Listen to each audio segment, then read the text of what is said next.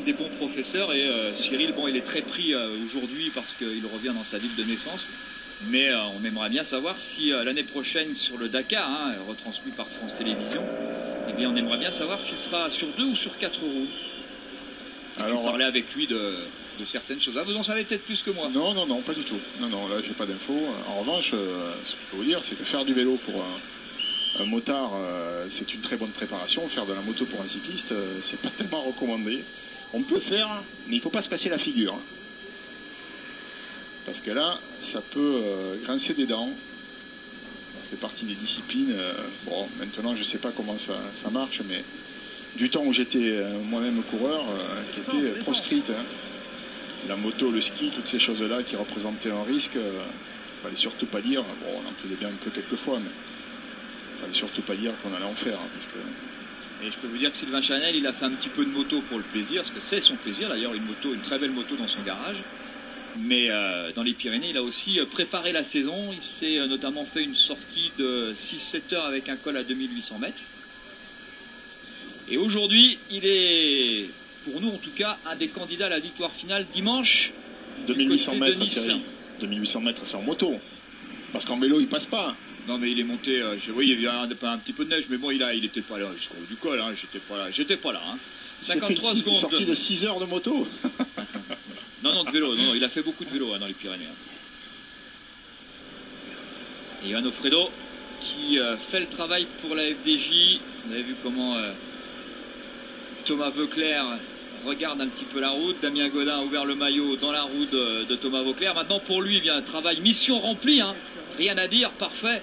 Il s'est très bien comporté aujourd'hui. Il a fait honneur à ce maillot de leader de Paris-Nice. Maintenant, pour lui, il faut prier pour que la victoire revienne à quelqu'un qu'on n'attend pas, comme lui hier, parce que on l'attendait quand même pas sur la plus haute marche, j'allais dire, en tout cas à la première place du prologue, même si on connaît ses qualités. Et ça tombe derrière. L'équipe Orica Greenedge, à son tour, qui a décidé d'emmener tout simplement, eh bien, Baden-Cook. 2 km de l'arrivée. Le train Orica Greenedge. Et Bouhanni qui est parti sur la voie de gauche, un petit peu loin là, Nasser Bouhanni, pas très bien entouré pour le coup. Il va falloir faire un gros effort ici à 2 km de l'arrivée pour venir se replacer. Vous avez reconnu bien sûr Beppu, le coureur japonais désormais dans cette équipe Orica Greenedge.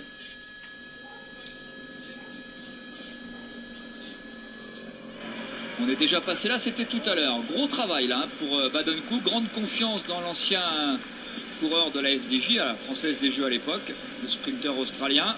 Petaki bien sûr hein, pour la Lamprey. Elia Viviani pour cette équipe Cannondale désormais, mais c'est l'ancien maillot de l'équipe Liquigas. Nasser Bouhanni qui fait un gros effort là en 20e position avec son maillot de champion de France, juste dans la route Damien Godin, il est loin. Faut le ramener, c'est ce que font ses coéquipiers.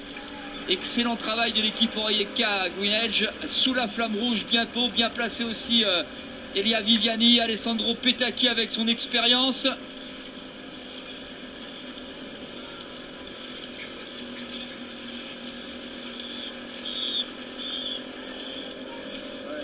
Et comme prévu, cette première étape va se terminer au sprint. Philippe Gilbert est là. Attention hein, à Borut Bocic avec son maillot de champion de Slovénie. 27 victoires depuis le début de sa carrière. Bocic. Et voilà, on va regarder comment on ramène. Là, c'est un gros effort, mais regardez comment on est en train de... C'est William Bonnet là, qui est en train de ramener Nasser Bouhanni à droite de la route. Mais c'est loin encore. Hein. Ils ont cramé les cartouches ici pour venir le replacer. Donc il n'y aura plus de soutien ensuite. Il est tout seul. Il va se débrouiller tout seul. C'est parti pour le sprint avec un Sylvain Chavanel en forme qui confirme qu'il a la bonne pédale, le bon coup de pédale. Il y a Petacchi qui est à gauche de la route. Et il y a Bouhanni qui arrive à droite, plein cadre maintenant au centre comme il avait fait Oman. Il a pris de la confiance. Nasser Bouhanni qui doit s'imposer, je pense, mais il fera peut-être la photo finish. Ouais, moi je veux voir la photo quand même, hein, parce que là ils sont 3 sur la ligne. Hein. Ouais, il y a Petacchi Viviani, mais je crois qu'il le sait. Nasser Bouhanni a engendré de la confiance, il a pris beaucoup de confiance. 12 jours de course, consécutives ou presque au Qatar et à Oman. Et le dernier jour, sur la promenade des Anglais, parce que c'est un peu la promenade des Anglais, mais à Muscat, sur le Tour d'Oman, eh bien, il s'est imposé de la même façon. Il était à droite de la route, il est revenu au milieu. Et Nasser Bouhanni, eh bien, a engendré de la confiance en gagnant cette étape à Oman.